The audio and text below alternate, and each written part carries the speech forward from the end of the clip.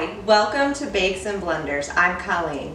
Today we're going to be making these amazing, gorgeous, and delicious chocolate rolls. They're inspired by the book The Storyteller by Jodi Picoult. So if you're ready, let's dive in.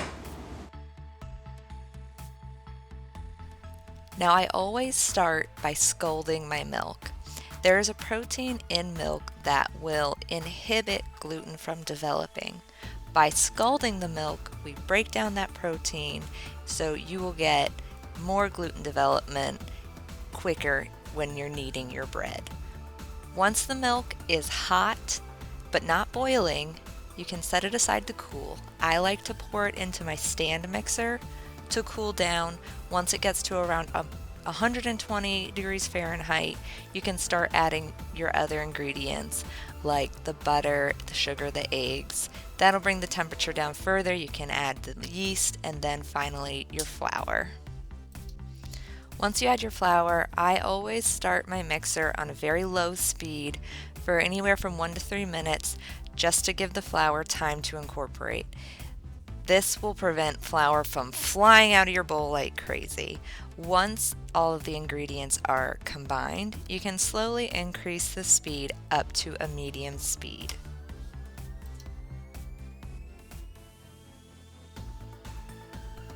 I like to finish my bread off by kneading it by hand. I feel like that gives you the most control over the texture of your bread. You want to knead the dough until you get to window pane stage. That is when you can cut a small piece of the dough off and with your fingertips spread it so that it's so thin that you can see through that piece of dough like a window pane. That's when you know that your dough has developed enough gluten and you're ready to let it rise. Place your dough in a warm, draft-free location where it can rise until it is doubled in size.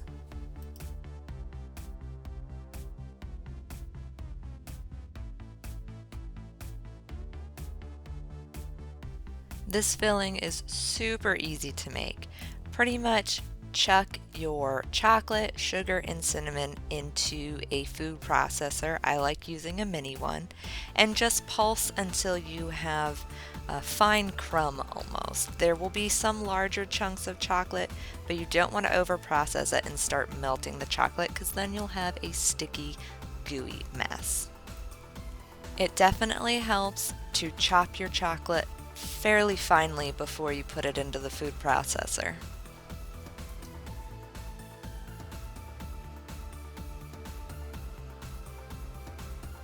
If you're enjoying this video, go ahead and give it a thumbs up and don't forget to subscribe so you can see more of my videos.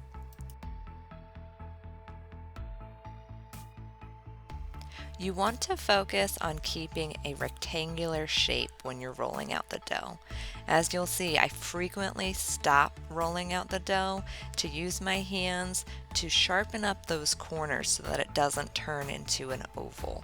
That is going to make it so much easier when you go to roll up the roll and slice it into your individual chocolate rolls.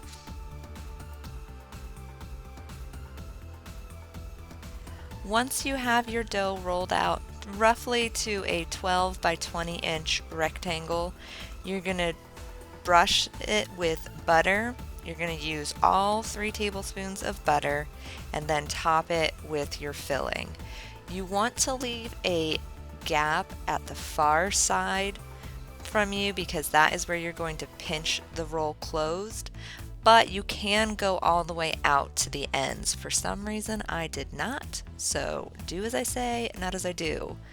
Once you have your filling evenly spread over your dough, it's time to roll it up.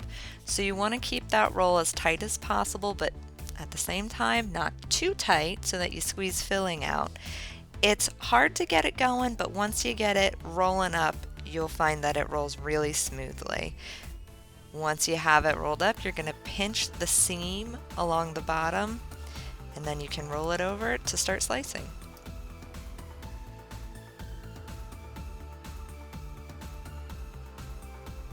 To get clean cuts, you can always trim the edge of the rolls off like I did here.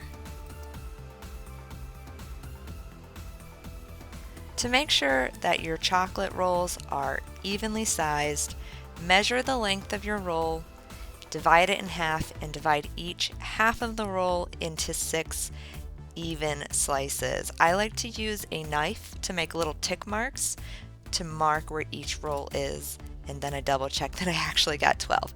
So they're going to be, depending on the size of your roll, anywhere from 1 to 2 inches wide.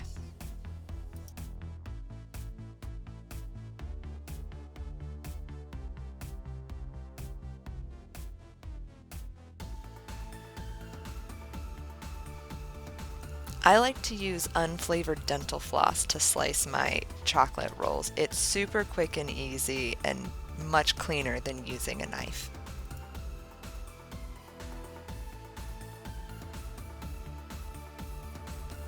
Once you've finished slicing your chocolate rolls, you can set those aside. They will puff up a little bit, but they will not double in size.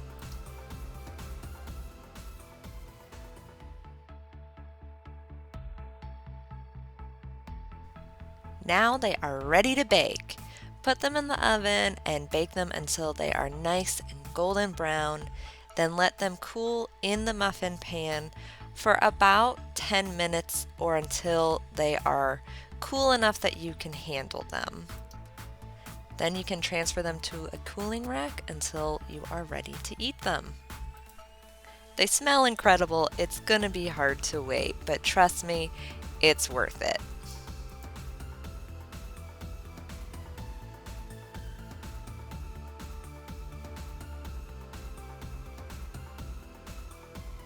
Okay, I know it's hard, but you have to wait until your rolls are completely cool before you, well, okay, they can be warm before you dive in, okay?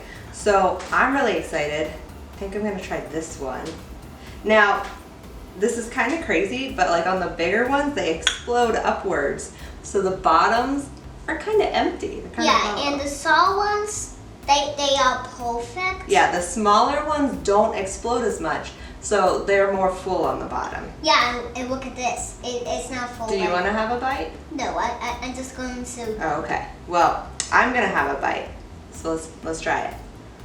It's actually chocolate. I gotta say it. I choose the. I choose the chocolate. Mmm. How is it? Mmm. Okay. I guess it's like a donut for her. It's Okay. so good. As you can see, you've got that delicious chocolate going throughout. I probably have chocolate all over my face. Do I? You have a little. Okay. I'm okay with that because it's so good.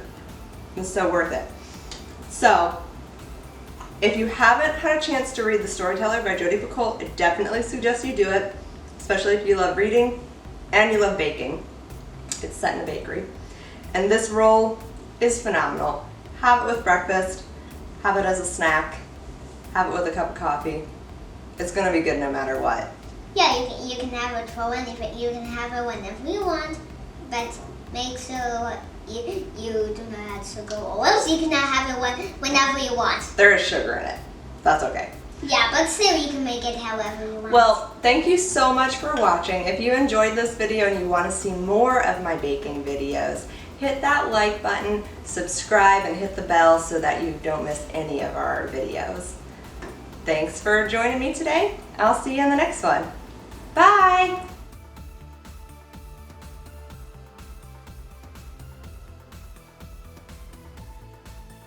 Ooh, giant pencil. Ben got a giant pencil today and it is really awesome. Yeah, look, this thing is so big, has a real writing tip. Yeah, I can write in a ways. Bye. Okay, we need to learn more about this.